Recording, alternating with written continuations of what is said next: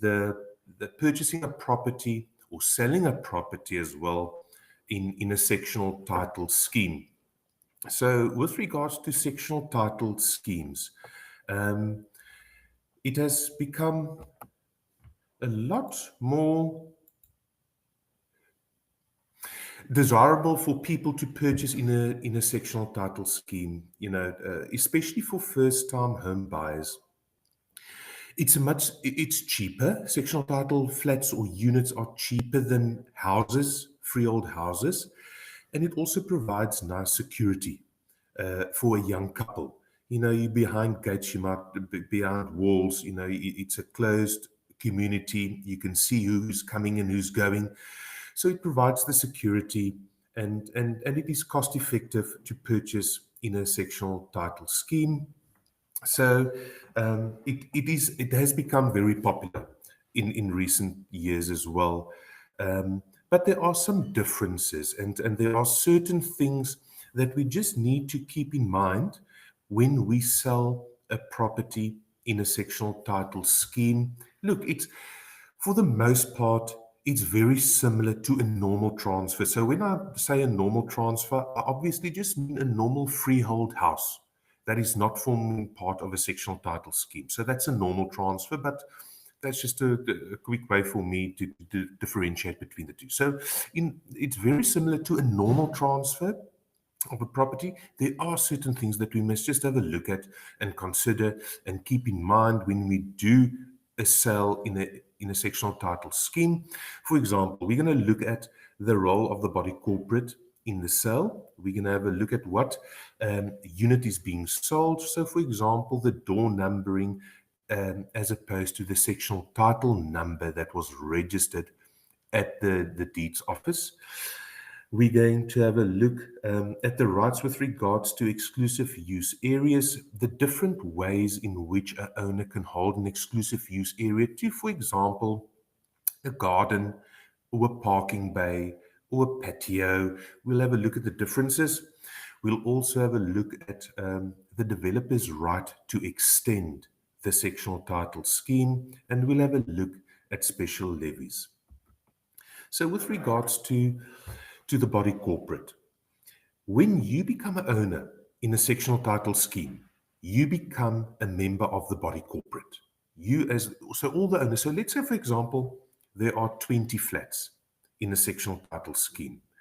The 20 owners of those flats, they form the body corporate, and they must manage the affairs of the scheme, make sure that the rules are complied with, levies are paid, etc., etc. But obviously those owners, those 20 owners, if I was an owner in that sectional title scheme, I would say, but I know I'm the body corporate. I'm part of the body corporate of the scheme. But you know what? I want to come home in the afternoon after work. I want to drive into my garage. I want to go into my flat, and that's all I want to do. I don't want to have to manage and maintain the sectional title scheme.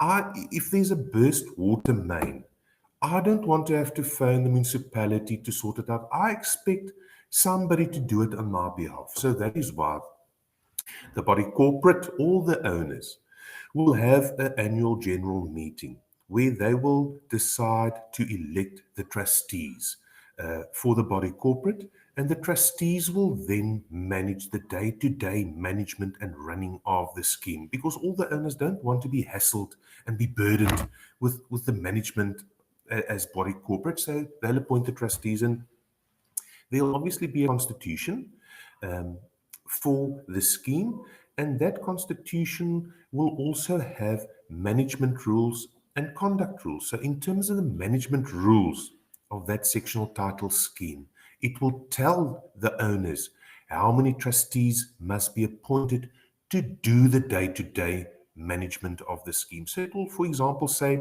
there must be at least 2 trustees, but not more than 10 trustees. The trustees will be appointed by a majority vote during the annual general meeting. The trustees will also then appoint, together with the body corporate, the other owners, a chairman for the body corporate to oversee the trustees as well. when a trustee will be removed as a trustee of the body corporate. So it will give you the management rules, what they need to do, how the trustees are appointed, whether or not they can get the services of maybe a managing agent to do most of the daily management of collecting levies, etc., on their behalf, etc. So there'll be management rules to say who will be the trustees, who can they appoint managing agents, etc., etc., etc. But there'll also be conduct rules to tell the owners what conduct would be permitted and what conduct won't be permitted. So the body corporate is made up of all the owners in the scheme. And the body corporate can make use of a managing agent, like, for example, Trafalgar or PropNet or whatever. They can make use of a managing agent to assist them with management and the administrative affairs of the body corporate. So from the difference between a normal transfer and a sectional title transfer is the transferring attorney will communicate with the managing agents. We won't necessarily communicate with the body corporate or the trustees even of the body corporate.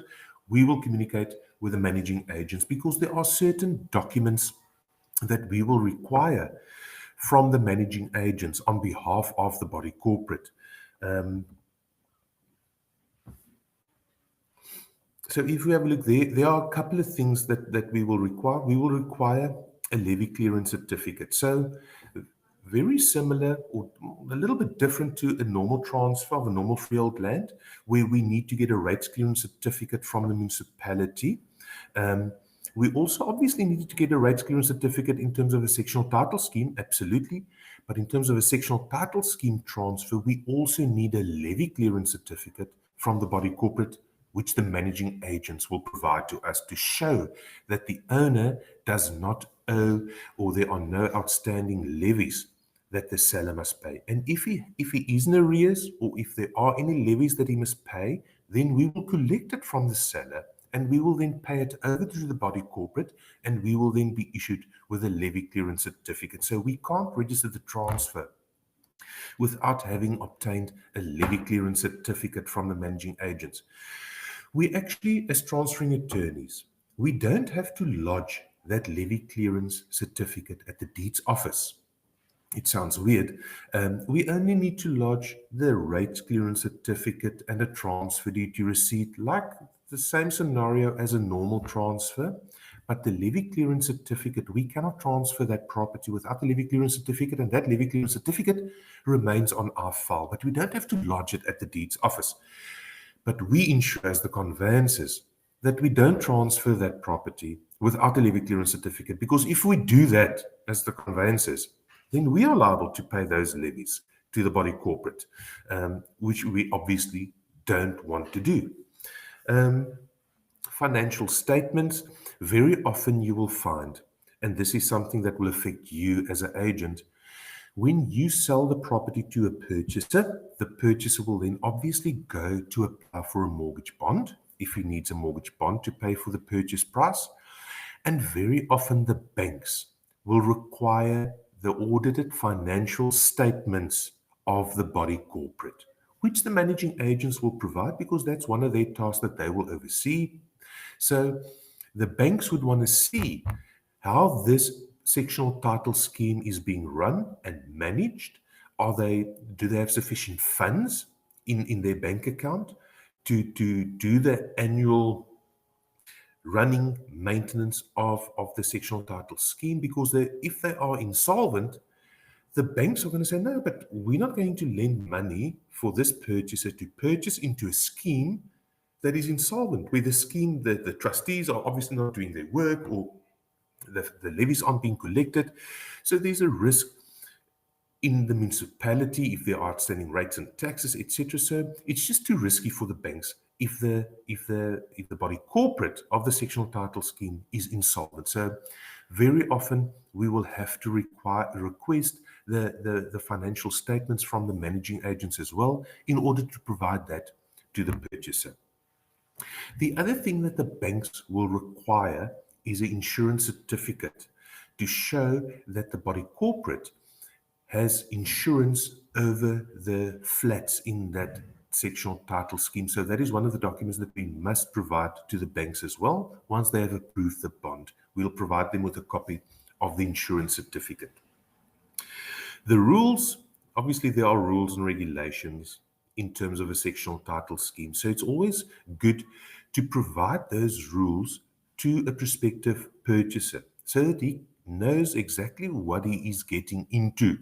He sees that there's a beautiful pool in the scheme, but the rules say you can only use the pool on Saturdays, for example. I mean, it's a silly example now, but you can only use the pool on a Saturday between 12 o'clock and 4 o'clock in the afternoon, for example. But he must have insight as to what the rules are. What can he do on the common property and what can't he do on the common property so that he can make an informed decision whether he wants to buy into this sectional title scheme. Also, with regards to the levies, it's a good idea to tell the prospective purchaser, Mr. Purchaser, just understand that when you become an owner in the scheme, you're going to pay a monthly levy to the managing agents, and that levy is R1,000 a month. Just so that he can make his sums, he can do his finances, he can do his planning for his budget, so that he's aware that, okay, I'm not only going to have a mortgage bond repayment, I must also now think that I've got R1,000 that I've got to pay per month to the managing agents towards my levies. So it's good so that the purchaser knows exactly what those levies are. And I just want to go back to levies quickly. With regards to levies, the trustees of the body corporate will do a budget. They will see how much does it cost to manage this scheme on an annual basis. So they'll have a look, what are the rates and taxes that the municipality charges us per year? What are the insurance premiums that we pay per annum to have insurance, homeowners insurance over the structure? So if these flats burn down, we've got insurance to come and rebuild the flats for the owners. So there must be insurance. How much does it cost to maintain the little roads and walkways and the lawns and the garden beds, etc.? The garden service people, how much is that per annum? How much is it for security? How much do we think are we going to spend this year on general maintenance? We have to paint maybe the boundary wall once a year, whatever. We've got a budget for that. So they will work out a budget. And then the levies will be calculated based on your participation quota as an owner. Participation quota just means how big is my unit compared to the other units. So if I've got a bigger unit, if I've got a 200 square meter flat unit in this scheme, and there are people that owns flats that are 50 square meters, my levy is going to be more because I've got a bigger flat. I've got a bigger interest. So my rates and taxes, I've got to pay a bigger portion of the insurance towards the rates and taxes because my unit takes up more space in the scheme.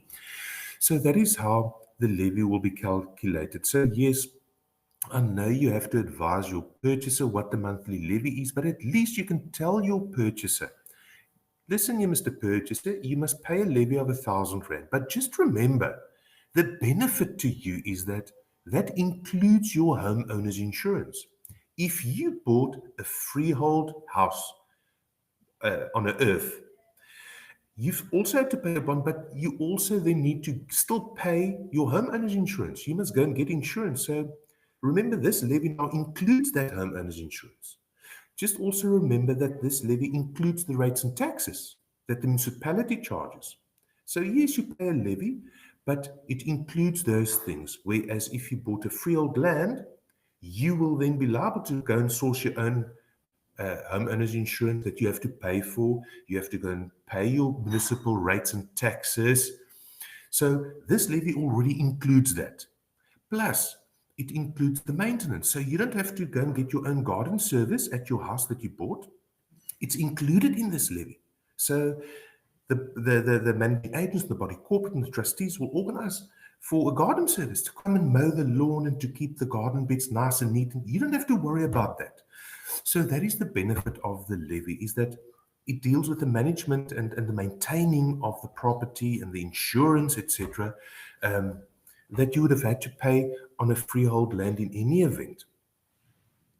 So that's the way to sell the levy to a prospective purchaser that says, oh, no, quit. Now I've got to pay a levy. Well, the hell, no, I didn't know about this. Well, if you buy freehold land, you've got to get homeowners insurance, you've got to get garden service, you've got to keep maintenance, etc. So it's much of a muchness, really. And then if we have a look, the unit being sold, you must always make sure it's very tricky sometimes, because there might be a difference between the section number that was registered at the deeds office and the number on the door. We find that very, very, very seldom the door number and the section number corresponds. It's just, let's say, for example, there are 5 floors in a sectional title block of flats. 5 floors with 4 flats on each floor. So there are 20 flats. So very often, originally, when the sectional title plans were drafted by the surveyor and registered at the registrar at the registrar of deeds in Cape Town, or at the deeds office, the sectional title plan might say this is section number 1, 2, 3, 4. But when the builder built the flats and he put the door numbers on the doors, he numbered them number 1, 2, 3, 4. So you'll see that door number 4 on the sectional on the unit is actually section number 1, for example, and door number 1 on the door of the flat is actually section number 4 that was registered at the deeds office. So it's important in your offer to purchase that you describe the property correctly. So do a deeds office search on the owner's name and get the correct section number, because 99.999% of the time, you will see that the door number and the section number does not correspond at all. For example, the door number may be A1234, B1234. For every floor, there might be an A. Now, that A doesn't appear at the deeds office. At the deeds office, it will just be section number 1, not section number A1. So just make sure that you describe the property that you're selling properly. And the best way to do that is obviously with a deeds office search. Go and have a look on the owner's name and ID number and see what section does he own. He owns section number 6 in this scheme, despite the fact that when you go to the flat, there's a number 4, for example, on the door. So you can describe it. Section number 6, door number 4, that's perfect. Because then whoever wants to find out where is this property allocated that was purchased, they can take a walk to door number 4, and there is door number 4, and this is section number 6. And you obviously can use either or, but it's best practice to use both, or just the section number that was registered at the deeds office is perfect. Doesn't matter what the door number says.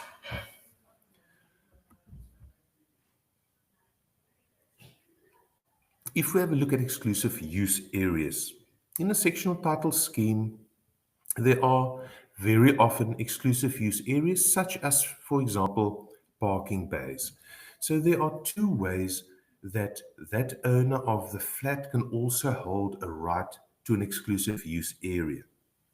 That right, or that exclusive use area can be indicated on the sectional title plans that were registered at the deeds office when the scheme was opened. So on the sectional title plan for the scheme, you will see, there's parking, PB1, parking bay, PB1, PB2, PB3, and so on. So all the parking bays have been allocated on the sectional title plan. What very often happens is that those exclusive use areas are notarily ceded when the property is sold, when the flat is sold. Parking bay number 6 is also notarily ceded to the new owner. So there's a specific title deed registered at the deeds office for that exclusive use area. But very often this didn't happen. Why didn't it happen? Because originally, when the developer opened the scheme, the developer had to be issued with a certificate of registered title for each and every flat, as well as for each and every exclusive use area if he so wanted to, if he wanted to do that. But it cost money.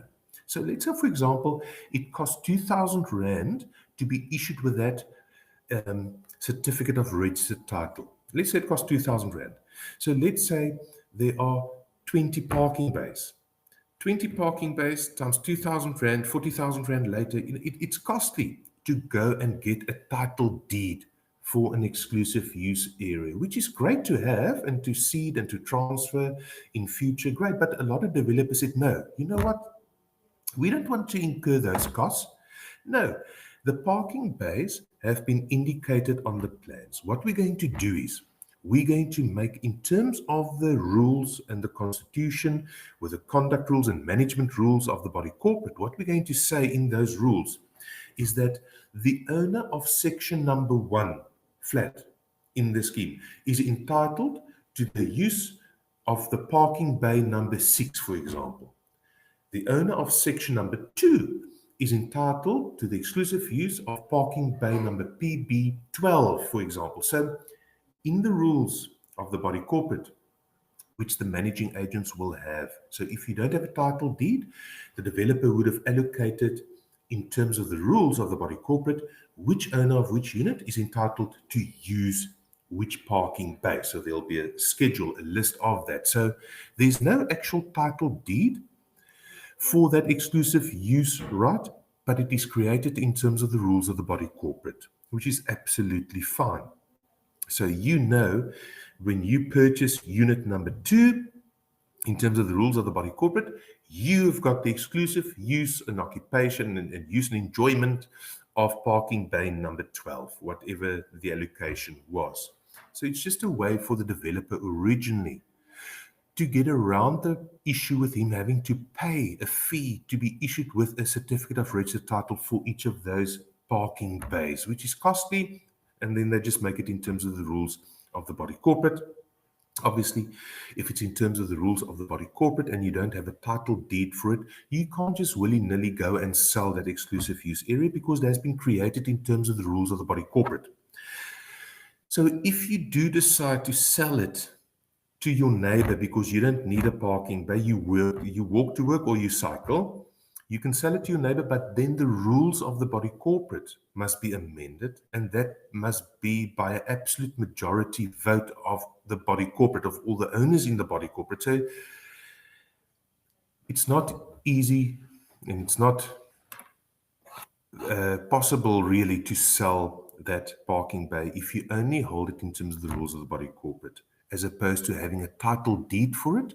Then you can absolutely sell it. No one can tell you not to sell it. If you've got a title deed for it, you can sell it to any other owner in the scheme. You're not allowed to sell it to a person that doesn't own a flat in the scheme.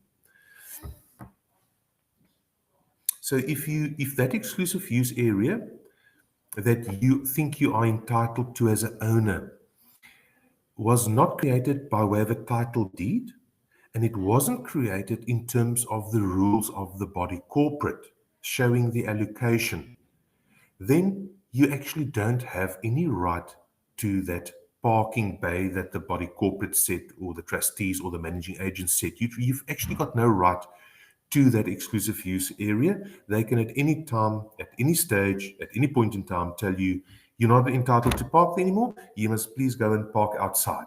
And you must walk in. Park outside in the street and walk in. And you can't then say, no, but you gave it to me. No, well, where?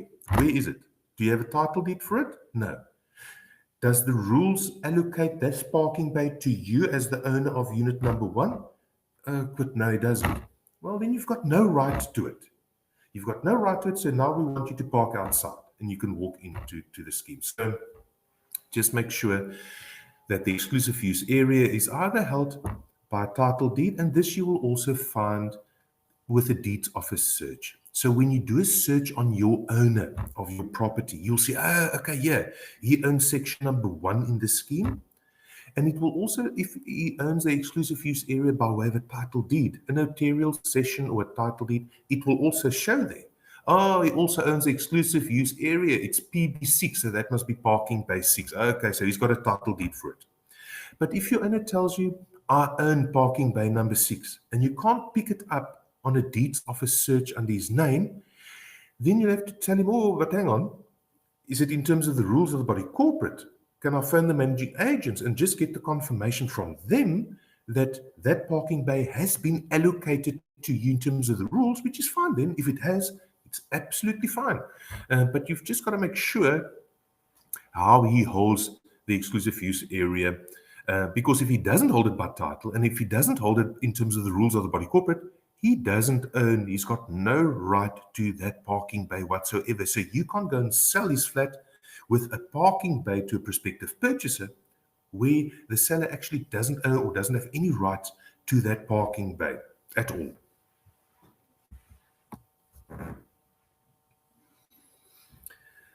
So with regards to Sectional Title Act, it's got the right of a developer to extend a scheme. So very often a developer will purchase a big piece of land.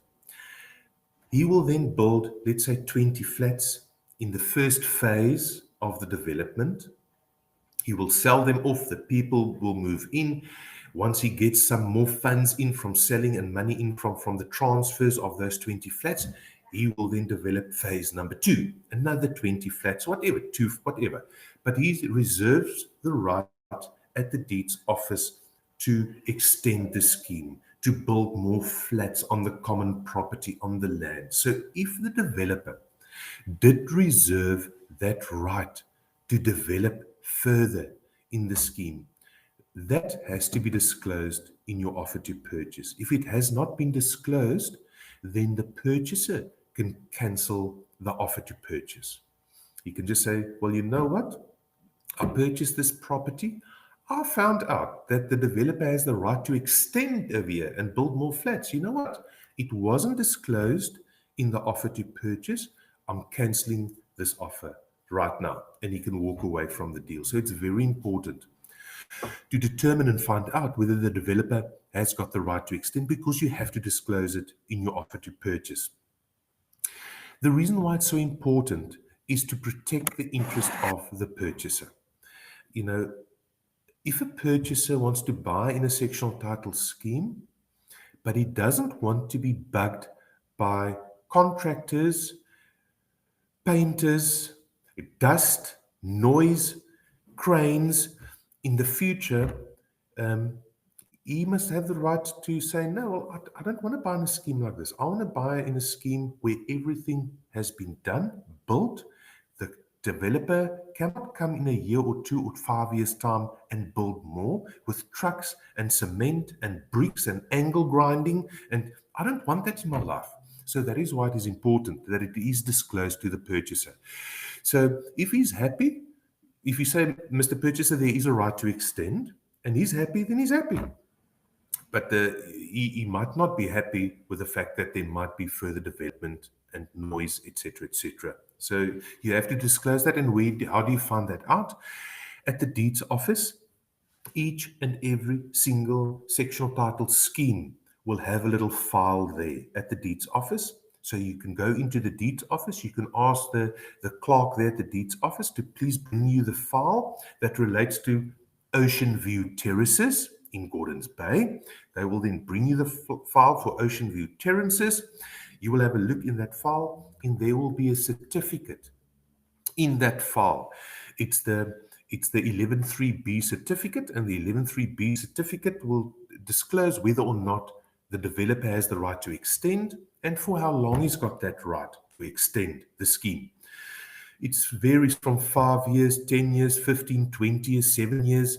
And then you can see, but the scheme was opened in the year 2000, and it gave him the right to extend for a period of 10 years. So it was opened in 2000. So in 2010, that right to extend had lapsed. So he doesn't have the right now in 2022 to come and build extensions there, because that right has lapsed. So obviously, it's very difficult for you guys to go into the deeds office and to go knock on the door of of one of the clerks there on the 11th floor, just next to Interdicts, for example, in Cape Town, to go and find that file. So you will ask for the transferring attorney that will assist you with the transfer. Hey, Pete, please just tell me, I've got this property on the market. The seller doesn't know whether there's a right to extend. I can't get hold of the managing agents. Can you please go and find out for us whether there's a right to extend? And then the attorney will go and get the clerks to go and get the information for you guys to tell you whether or not there's a right to extend. Very often you'll see whether or not there's a right to extend on the sectional title plans as well. It will have a caveat: the developer reserved the right to extend this scheme. The only issue with seeing that on the sectional title plan of the scheme is that it doesn't give you the time frame. It doesn't tell you that it's for 5 years, 10 years, 20, 50 years. So you don't know just by looking. You know that there is a right to extend if you look at the sectional title plan, but you don't know whether it is still applicable to the scheme because that time period that the developer reserved the right for, 5 years or 10 years, might have lapsed already, and then there is no right to extend, despite the fact that the sectional title plan says that there is a right to extend. It might very well have lapsed already. If we have a look at special levies, this is also a very important issue that you need to raise with your seller. You need to find out from your seller, Mr. Seller, are there any special levies applicable to this flat that you are selling? Because if there are special levies, then we need to advise the purchaser thereof. The special levies, obviously there, you've got your normal levy that you will pay according to your participation quota to the managing agents for the monthly admin and maintenance of the scheme. But if the trustees come together and they say they found out that, oh, there's a leak in the pool in the scheme. We need to fix that leak in the pool. It's going to cost 50,000 Rand to fix the leak. So they will then raise a special levy to say, okay, all the owners here, you guys must now contribute to a special levy. We need an extra 50,000 Rand to go and fix the leak in the pool that has to be done. So all of you guys must now pay 2,000 Rand. Over and above your normal levy, you must pay a special levy. So that's the reason for a special levy. It's an unforeseen event that might arise that needs urgent attention, and that must be sorted out immediately, and then they raise a special levy. So the legislation, Sectional Title Scheme Management Act, says that whoever is the owner of the property on the day that the trustees took a resolution to raise a special levy, whoever is the owner will be liable to pay that special levy.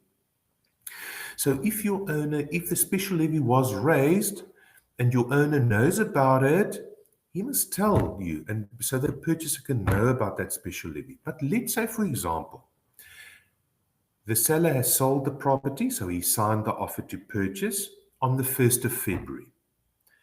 The transfer is scheduled for the 1st of June, for argument's sake. Here in March, a special levy is raised. So the seller didn't know about the special levy when he signed the offer to purchase. He had no knowledge thereof. The special levy is raised in March. What the legislation says is that whoever is the owner of the property when the levy is raised is responsible to pay that levy. So your current owner, despite the fact that he had sold the property already by way of an offer to purchase, the transfer has not gone through yet. He is still the owner. And the legislation says whoever is the owner will be responsible for that levy.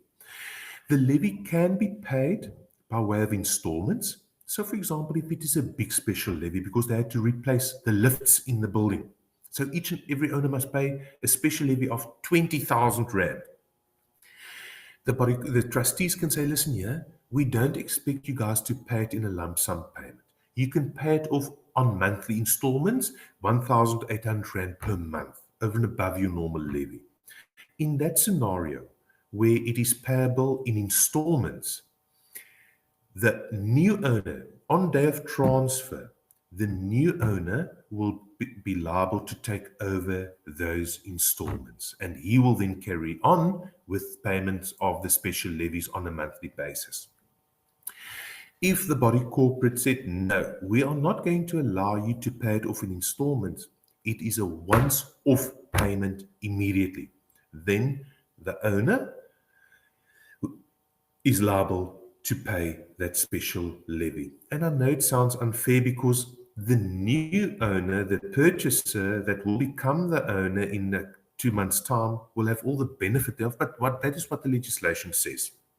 And I promise you, I've had it in the past where the seller sold his property, the offer to purchase was signed, the deeds were lodged at the deeds office already. On the day that they came up on prep, so we handed in for registration the very next day at the deeds office. But on that day that the deeds came up on prep at the deeds office, we were advised by the managing agents that a special levy was raised and that it is a lump sum payment and the owner is liable to pay that special levy of 10,000 Rand. And there's nothing we can do about it because the legislation says when the special levy is raised, whoever is the owner is liable to pay it. So we had to go back to the seller to say, Mr. Seller, we were just advised today that a special levy was raised and it is 10,000 Rand.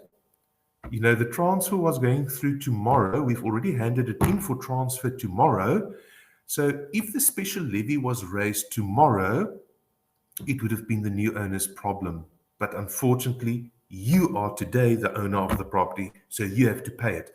Obviously, he was highly upset about that, and we discussed the matter with the purchaser. And in that specific scenario, I can remember that the purchaser said, listen here, I know the rules and regulations. I know that the owner is liable to pay for it. But you know what? I'm going to get the benefit of it. So I will agree to pay 5,000 Rand. If the owner pays 5,000 Rand, I'm happy to pay 5,000 Rand as well. And obviously, we settled and the seller was happier than what he was. The purchaser didn't have any duty to do that whatsoever. It was just a token of goodwill and whatever. But yeah, that was a way that we resolved that issue. So with regards to sectional title schemes, in respect of the transfer of a property and the sale of a property, we deal with the body corporate and the managing agents. We have to deal with regards to levies, as to what levies are, and more importantly, whether there are any special levies. And very often in your offer to purchase, it will say there that if a special levy is raised after the offer to purchase is signed but before transfer, the purchaser will be liable for that special levy. But so it all depends on your offer to purchase as well. So yes, the law says whoever is the owner is liable for the special levy, but you can manage that in your offer to purchase. If your offer to purchase is clear that a special levy, if raised after the signing of the offer to purchase, will be for the purchaser's account, then so be it. Then the purchaser will have to pay that special levy, etc. And it's important to have a look at the conduct and management rules of the body corporate and to provide copies thereof to your purchaser so that he knows what he's getting into. It's important to give him an estimate as to what the monthly levies are, but it's also important to explain to him that the levies include your homeowner's insurance. It includes your maintenance of the gardens and the roads. It includes your rates and taxes. So yes, sectional title is a bit of a schlep because you have to pay a levy, but that levy includes a lot of stuff that you had to pay if you have a normal freehold property as well. Those are the things to keep in mind. Levy clearance certificates, managing agents, body corporates, and all those things, and exclusive use areas, and make sure that the unit that you describe in your offer to purchase is the actual unit You don't say, just because you saw door number 4 on the door, you think this is section number 4. No, have a look in the deeds office records what the actual section number is that registered at the deeds office, because it doesn't matter what the door number is. In a year's time, the body corporate might decide to change the door numbering, to number it from number 1 from there to here, and to switch it around, but the section number will always remain the same. So just make sure of the section number at the deeds office for your offer to purchase, so that there can't be any confusion about that. And that is it with regards to sectional title schemes and sales in respect of a sectional title unit. So if there are any questions,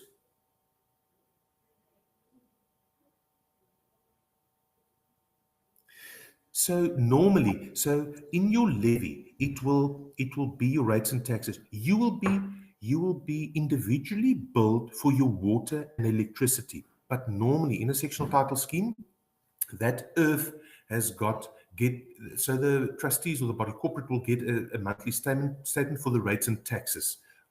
And then in your levy, the rates and taxes, your share, depending on how big your unit is, you will pay towards those rates and taxes, but you will receive your separate water and electricity account, which you will pay for whatever you use, because your neighbor might only shower and never bath. You have a bath every night. So in the past, the municipal account, be it rates and taxes, water, electricity, everything, it was one account and it was divided between the owners. Then the owner said, no, but that's unfair. You know, I hardly stay here. I only use it for holiday. Why must I pay for water and electricity usage of all the other owners that stay here permanently and that might bath or whatever? Why must I pay for that? So each and every sectional title unit now, they are billed separately with regards to water and electricity usage. But with regards to the rates and taxes over the property, the municipal rates and taxes, they share in that, because that is one amount. It is one figure. It's not a figure that varies on a monthly basis. Those are the rates and taxes that the municipality charges. Let's see. And that is it. Michelle, thank you so much. Thank you, Leapfrog family. Thank you so much, Han. Much appreciated. Thank you. I think it's always a good refresher to do, and especially for those that are selling sectional title. You know, it's a lot more complicated and involved than what one thinks. So thank you very much, Han. Thank you, Michelle. Enjoy the rest of your meeting. Keep well. I am logging out. Bye-bye.